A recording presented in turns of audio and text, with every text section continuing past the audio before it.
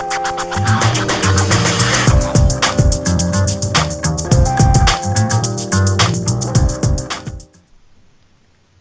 and welcome to the Iraqi Nutrition Podcast. I'm your host Juma Iraqi, and today I'm joined by Israel Halperin. Israel, how are you doing today? I'm doing great, Juma. Thank you very much for having me. I look forward to our chat.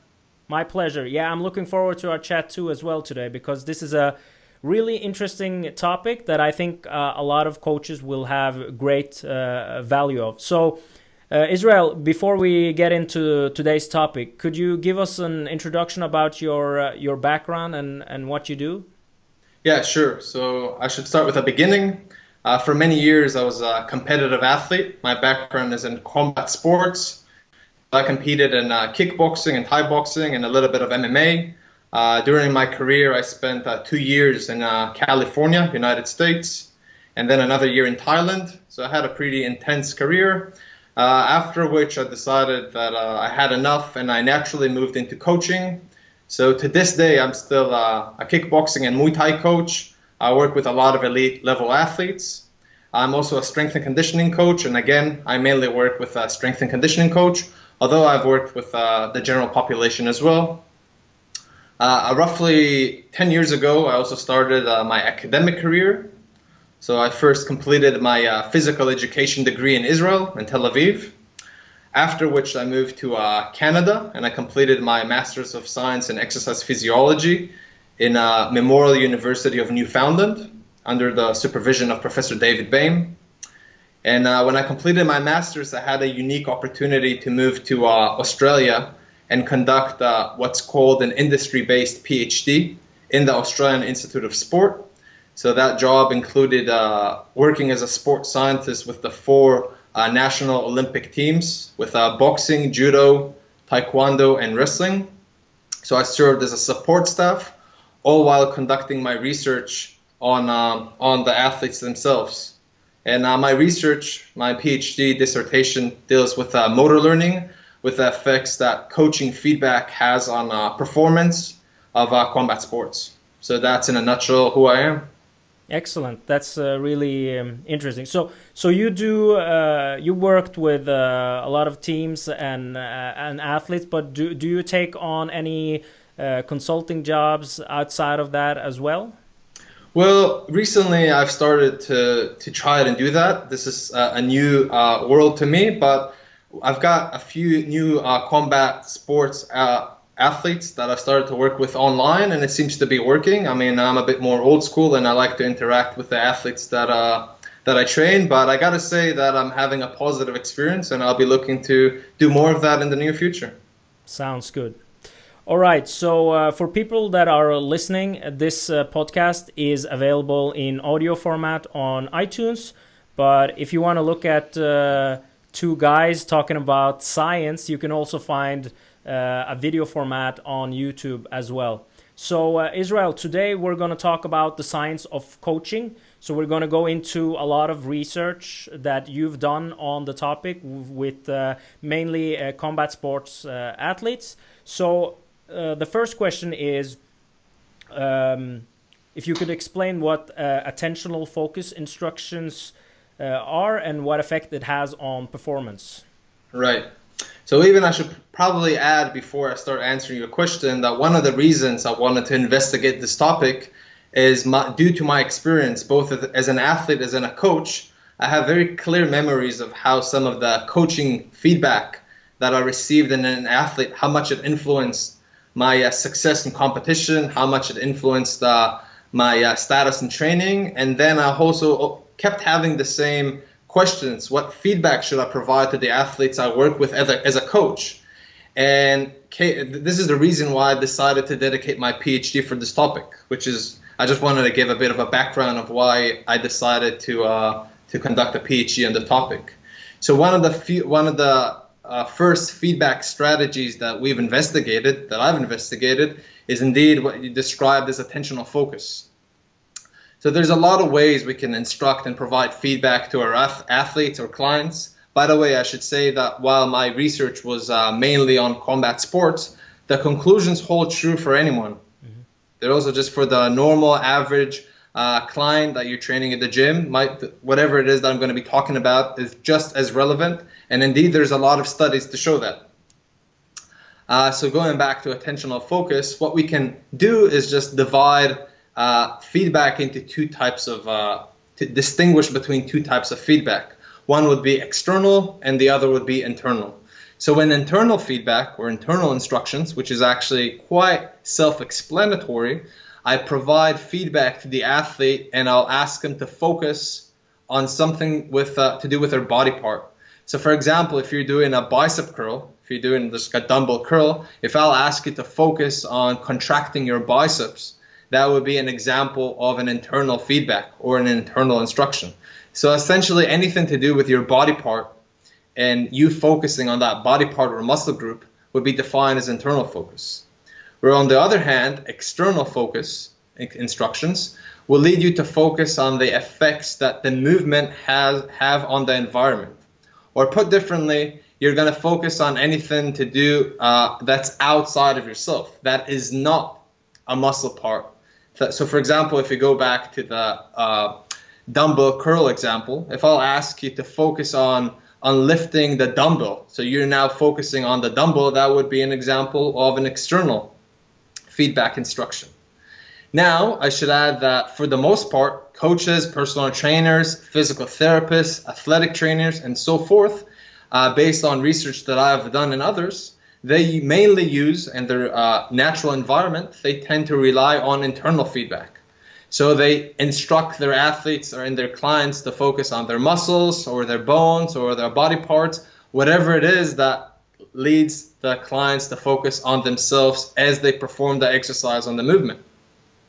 Yet, there's a very large body of evidence showing that if we're after improving performance, then external focus is actually superior. Leads to better, for people to complete more repetitions, to lift heavier loads, to jump higher, and essentially any outcome measure that has been investigated has been thoroughly shown to be superior with external focus instructions compared to internal ones. So you see there's a bit of a discrepancy in what's happening in the real world to what research has been showing. And I've done a study with that I can perhaps explain and describe here. In the AIS, in the Australian Institute of Sport, in which I completed my PhD, we have this device that you can just punch. It's like a punching bag that's attached to the wall. The athletes punch it, and the device measures the punching forces and velocities. So I tested a cohort of elite and a sub-elite group of boxers and kickboxers, and I had them punch the punching integrator as hard and as fast as they can. And then on one instance, I told them that when they punch, to focus on moving their arm as fast and as forceful as they possibly can. Now, since I told them to focus on moving their arm, the arm is part of the self, which can be defined as an internal focus. Then on a different occasion, I asked them to focus on punching the pad in front of them as hard and as fast as they possibly could. Now, mind you that in both occasions, the sentence structure was exactly the same. There's only 2 or 3 words that differed between the two conditions. And we're talking about elite level athletes that have a high mastery of this task. Yet we constantly saw that with external feedback, the athletes punched both faster and more forceful. And we're talking about between 3 to 7% differences that are truly meaningful. That wasn't just a statistically significant effect. It was actually a practically meaningful one, especially when we consider the level of the athletes. So I've conducted a few more studies of that nature and found similar effects. That is actually quite in line with what many other studies have found. Now, I should also note, though, that just recently I met Dr. Brad Schoenfeld, and he conducted a study to see so he approached it with what he calls the mind-muscle connection, which is a bit more from a bodybuilding orientated. And he actually found for the first time, it was to my knowledge one of the very first longitudinal studies, that he compared external compared to internal instructions on muscle hypertrophy. And he actually found slightly superior effects with internal focus compared to external ones. So it does seem that bodybuilders were right in that regard. So if you are looking at for hypertrophy, internal focus might actually be superior.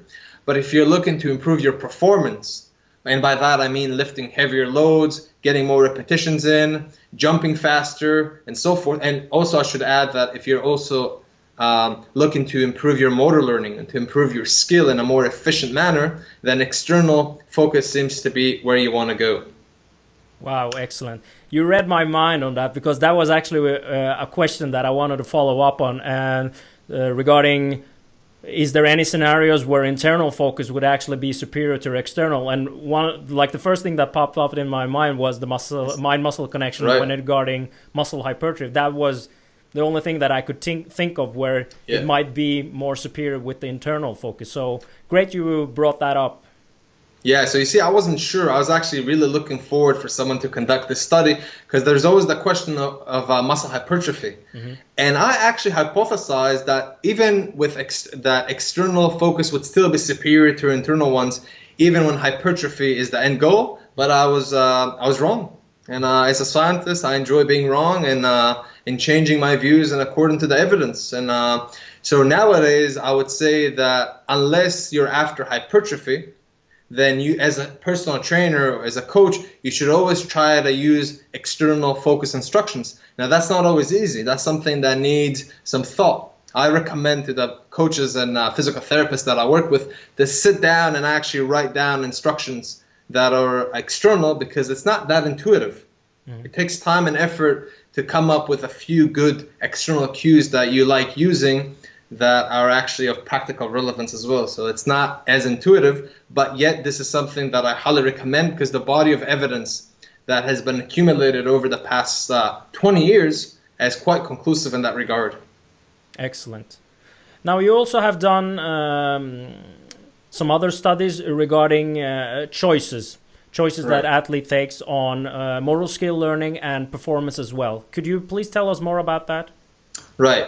So, again, if you would look at my background as a combat sport athlete and coach, commonly the athletes are just told what to do. So they just arrive to the gym and then we instruct them what to do exactly. They don't have much of a choice about what's happening. They're just following instructions. And that is, again, very common in combat sports, but I suppose that's also common in a lot of other movement scenarios. I suppose that could be the same with personal trainers who tell their clients exactly what to do. What exactly is going to be done today, without letting the clients or the athletes make some sort of a choice in regards to what's about to happen. And there's a really interesting body of evidence from motor learning that has clearly shown that when we're after acquiring skill, if we want the athletes or the clients that we work with to improve their skill acquisitions, be it learning a new task, dancing, a kata, it doesn't really matter, but as long as they learn how to perform the movement in an efficient manner, then providing them with some choices about the training variable actually leads to superior learning and performance. And by that, what do I mean by choices? So it could be anything from letting the client decide when to stop the training session, when to receive feedback from the coach, how many repetitions they're going to be doing in a given set, which exercise to do first, and so forth. Now, it was shown repeatedly that when, in these studies, when participants received the ability to make a choice, even a very small choice that, so to speak, does not seem to have, that should not have a meaningful effect on the outcome measure, it repeatedly did. So participants learned a motor task in a lot more efficient manner when they received a choice of some sort as to how to do with a training session. So some studies investigated what would happen when participants decided when to stop a set, which exercise to start with, and so forth. And I thought this topic was fascinating as a coach myself, so I decided to conduct a study on that. And what I have done with my athletes that I train, again, back in Australia, and again, we used a punching integrator device to measure that, is I let them punch the punching integrator on one condition in which the order of punches was set. So they had no say about which punch to deliver first. They had a pre-selected order of the punches that they needed to deliver. Now, each punch was supposed to be delivered with maximal force and maximal velocity. Now, mind you that these athletes are tested on a routine basis, so they're highly motivated. So motivation was not a factor here. So in one instance, I let the athletes punch with a predetermined punch order. So for example, 3 lead straights, followed by 3 lead straights, followed by 3 lead hooks, and so forth. And then on the choice condition, I asked them to punch, again, as hard and as fast as they could, just like the previous condition. But this time I told them that they get to select the order of the punches themselves. Now I should add that in both conditions, the number and type of punches was equal. There are no differences whatsoever. They both punched the same amount of punches and the same type of punches. And fatigue was never a factor here because we're only talking about 12 punches or so. So it's not an exercise that leads to fatigue. And I tested elite level athletes. One of them was a world champion and some amateur, but they're all highly competitive and are in full control of the task. And surprisingly, we found that under the choice conditions, athletes punch considerably with more force and faster. And again, we're talking about quite big effect sizes. We're not talking about something small. And this to me is something that I highly recommend coaches do, combat coaches, but of course as personal trainers, letting the clients have a choice of some sort in regards to what's about to happen in a given session. That will most likely lead to greater motivation. It will most likely lead to better motor learning and better performance. So, and then some of the feedback I get when I lecture about this topic is like, well, how much of a choice is enough? And the answer to that is that it doesn't really matter. It could be a really small and insignificant choice that we provide our clients to actually have a meaningful difference. As an example to illustrate that, in a really interesting and cool study by Professor Gabriella Wolf from the University of Las Vegas, they had one group of participants practice a golf task, so just measuring accuracy.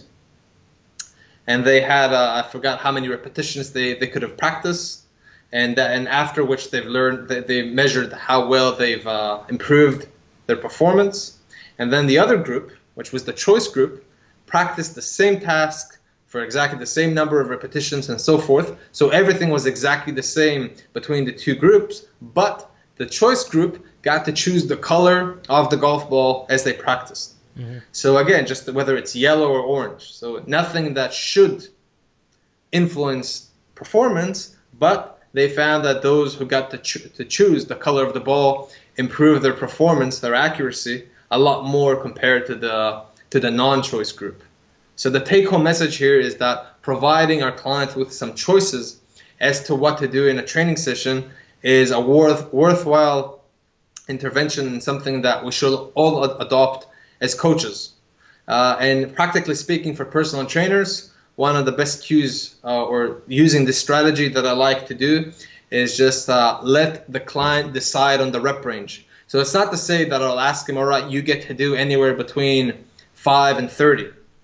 I'll narrow down that range and I'll let him, for example, if I'm looking at like a 10 RM or 10 repetitions, then I'll tell the client, let's try to get anywhere between 9 and 11 or between 8 and 12. So we give them a range that we're after, but then we let them decide exactly how many repetitions they want to do within the range that we care about as coaches. So that's one strategy that I propose coaches use.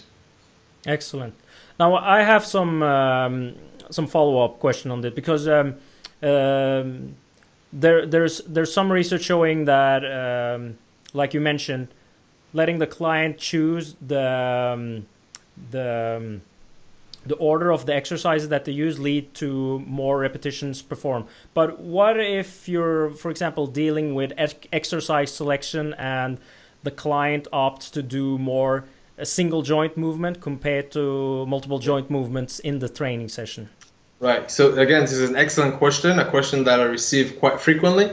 And my answer with that would have to be that we really have to be thoughtful as coaches is to the options that we provide to our clients. If we give them too wide of decisions to make from, then they might go to the easier one. So instead of letting them decide whether they're going to do a multi-joint, so for example, if they want to do a deadlift or a bicep curl, then instead we can ask them, all right, we're going to do a deadlift right now. Would you rather start with a deadlift with the, I don't know, 5 reps or the 6 reps? So we limit the choices to the exercise or outcome that we're after and let them make a choice within that constraint. Excellent. Now, while we're on the topic of, like we mentioned this with telling how many repetitions we should aim for and giving the client the choices, you actually did a really cool study on this, looking at knowledge of exercise endpoint, where you looked at what actually happens during repeated maximal voluntary contractions based on what you actually tell the participant to do, what they're supposed to do in advance. Could you tell us more about that?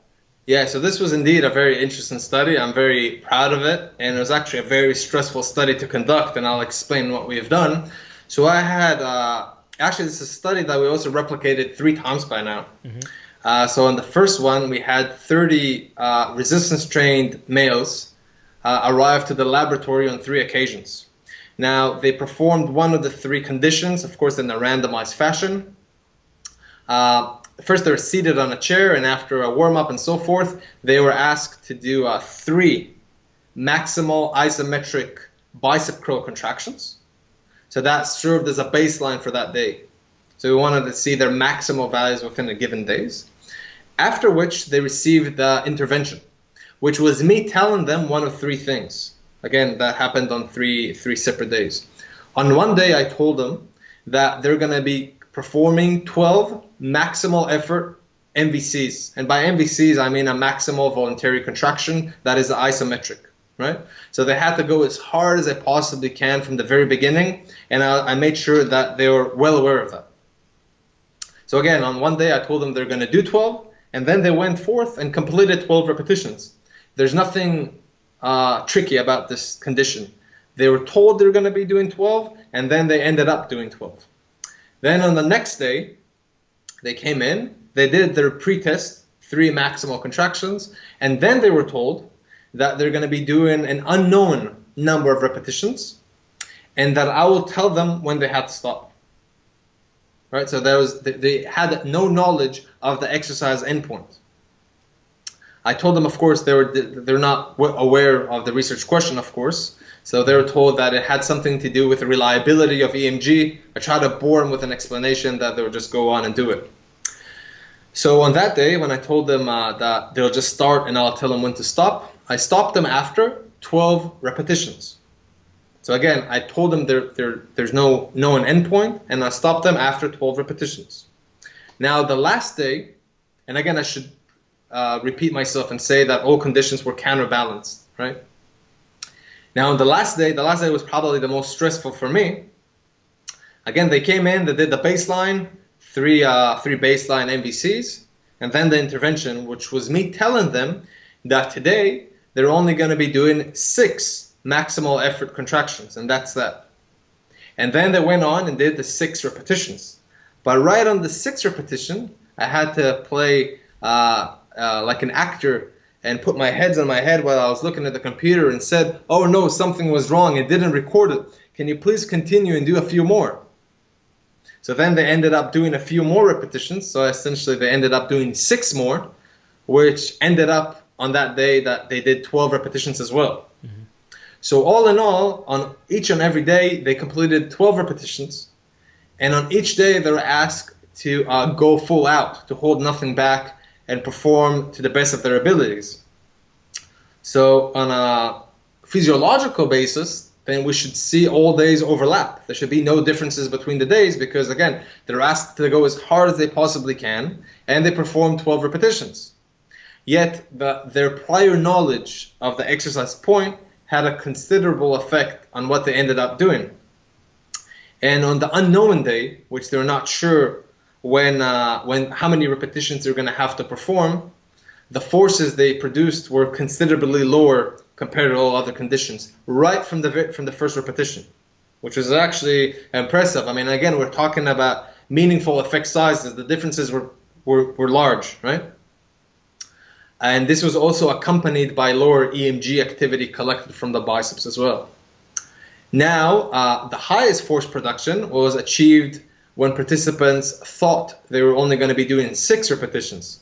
Because perhaps what was going through their minds is like, well, I'm only going to be doing 6. I might as well go as hard as I possibly can. And we saw, again, considerably force differences on that condition, especially compared to the unknown condition. We're talking about 5-6%. And in an isometric contraction, that is actually a large difference. And then somewhere in the middle was the 12 repetition condition, that they thought they're just going to be doing 12 and they ended up doing 12.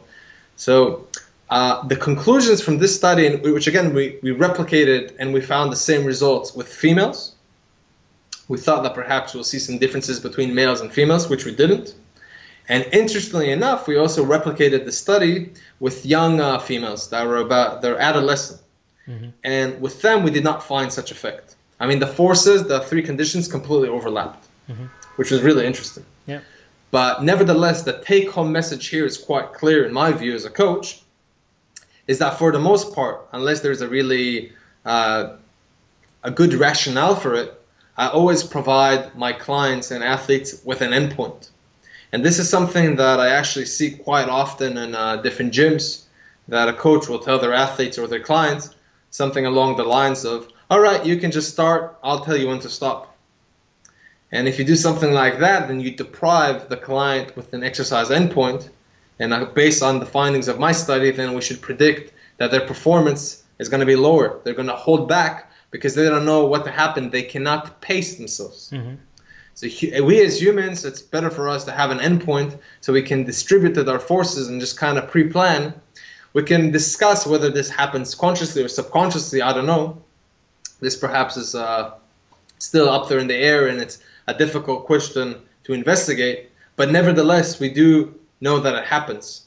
So my take-home message from this study is to provide our athletes with an endpoint. How many sets, how many reps? Don't just tell them to start and don't give them an endpoint. An endpoint actually helps improve performance. Yeah, excellent.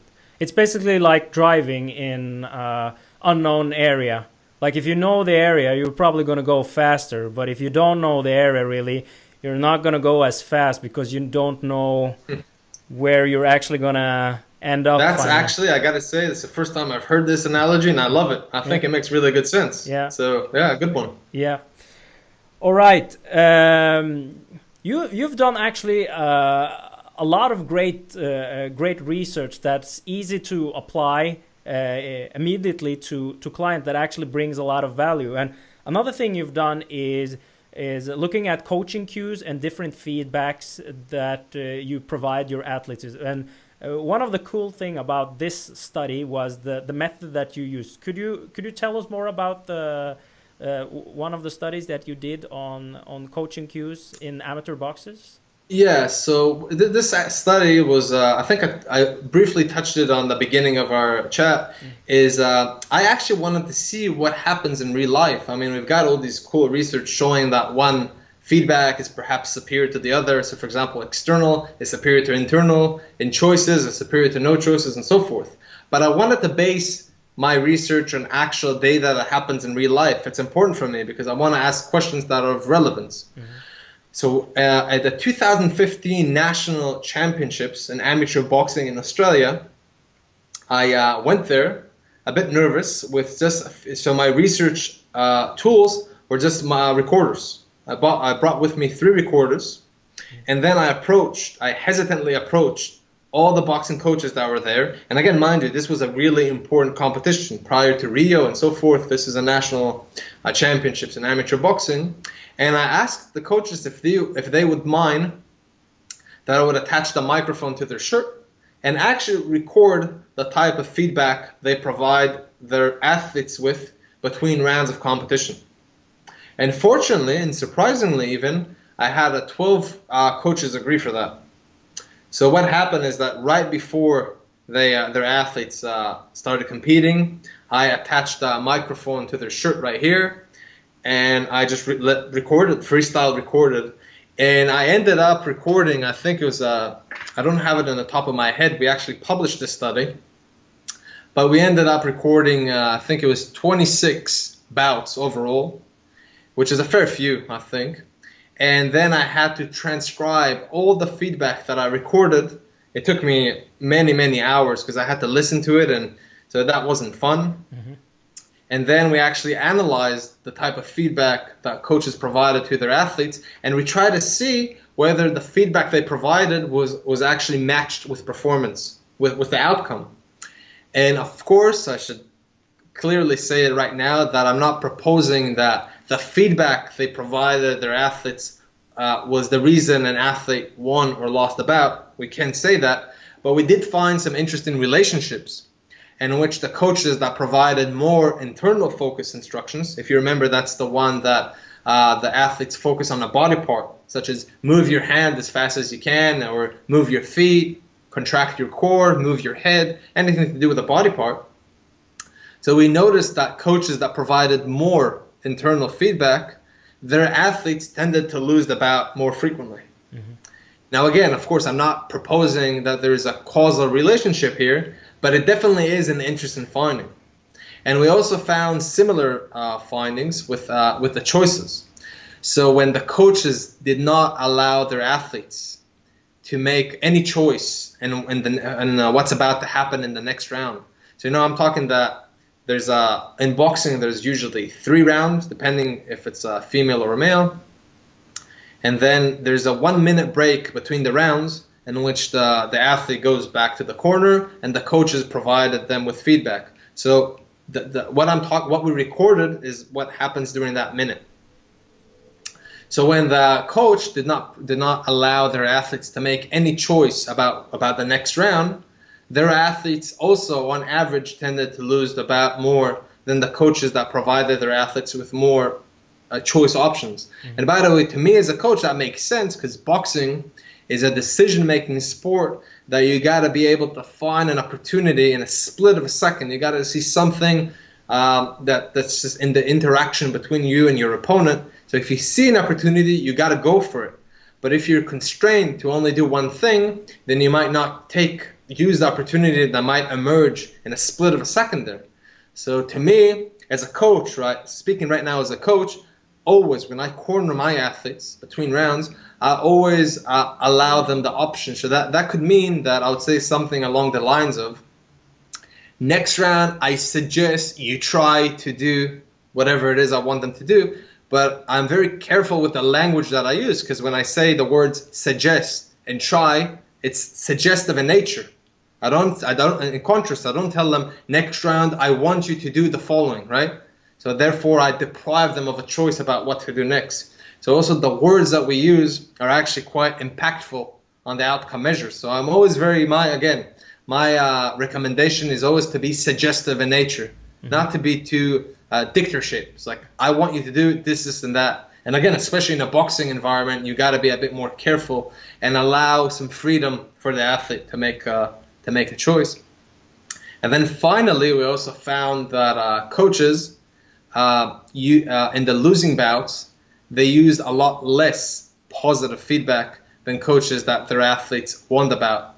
So by positive feedback, I'm referring to good job, you used your hook really well this round, you're doing very well.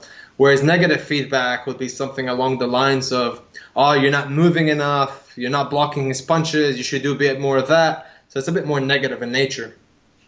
And again, I'll say it even one more time because it's that important. My findings from that research are not causal in nature. I'm not suggesting that those who use positive feedback is the reason that the athletes won, but I am willing to hypothesize that it could play a meaningful role in the match outcome, because I know, and now I'm speaking both as an ex-athlete who have clear memories of what my coaches used to tell me between the rounds, and I have very clear and vivid memories of how that influenced the following rounds and the competition as well as in training. And it's also clear for me as a coach as well. So we just found that in a study as well. So that's the study I think you're referring to. Excellent. Yeah, I think I I can relate to that as well, because I played soccer for 10 years and was captain of my soccer team. And during that period, I had several coaches, but two in particular that I remember was one that was really good at giving positive feedback and how it made me gain confidence and play much better, compared to one of the other coaches that was more negative in his feedback and the way he instructed and talked to me, because it turned out more to be like like I knew I had a responsibility since I was the captain, but the way one of the coaches talked, it made me lead my team in a better way, compared to the other one that made me feel a bit more scared because of the way he talked to me. And that had a huge effect on how I performed on the field. Right, yeah, 100%. All right, so this was a great podcast. So if we could wrap it up by bringing in some take-home messages and practical applications, that would be great. Sure. So first, what I always like to say when I lecture and when I talk to coaches, I think it's perhaps stating the obvious, but it's worth mentioning it again, is that words matter. Mm-hmm. Words matter. What we say, the way we instruct, the way we coach means everything. And without a good communication set and without a good strategy that is evidence-based, in fact, we're losing a lot of the benefits that we can gain by using some of these evidence-based strategies. So just to recap some of the topics that we've discussed, and in fact there are many more, but for the most part, I suggest that you use external focus instructions. So as an example, focus on the dumbbell, focus on the barbell, focus on the distance, any external object that you can focus on, that you can structure your instructions around, that will most likely lead to better performance. Again, though, if your hypertrophy is what you're after, then I'm a bit more hesitant. And in fact, I would say that internal instructions, so focus on squeezing the biceps, might be a better strategy. Although I'd be happy to see a few more studies on that before I come to reach a strong conclusion. Mm-hmm. The next one is the choices. Always provide some sense of a choice to your clients. It doesn't have to be a big one. And of course, it's case dependent. There's no cookie cutter answers to how you should do it, right? Because I can give you an example that I've got one athlete that I worked with, a boxer, that is very responsible and is very opinionated. And in fact, I think that his options actually go quite well with how I view things. So he likes to tell me what he thinks should be done. And for the most part, I agree with him. And it doesn't threaten my ego that the ideas come from him. We're beyond that, right? We're working together towards a shared goal. So it doesn't bother me. Where I work with another boxer, the same level, right? They're both internationally ranked, who hates making decisions, but doesn't like making choices. So I'm not going to force that on him. I tried. I work according to an evidence-based approach that I integrate research and my experience and the client's preferences. And his specific preferences is that I make more of the decisions for him. Now, we've tried and I saw it. So it's not to say that there's any rules that cannot be broken. But for the most part, my recommendation is to try to allow your clients to have some choice as to what it is that you're doing. Now, that could be in regard to the exercise selection, exercise order, number of repetitions, and so forth. You can use your imagination, and of course, you're going to have to match it with your client's needs and preferences. Third, I would also recommend that for the most part, you provide your clients with an exercise endpoint.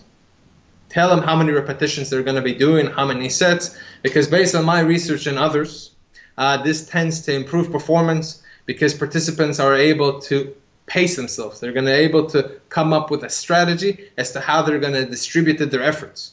And if they don't have that, they're perhaps, again, we don't know whether it's consciously or subconsciously, but they're going to be a bit more hesitant and reluctant to demonstrate their full capacity. So that'll be the third one. And then there's another one which we haven't discussed explicitly, but I did mention it, is that positive feedback. For the most part, you want to use positive feedback. And that, again, instead of doing, oh, you're not doing this right, how about you emphasize what they should be doing? Mm-hmm.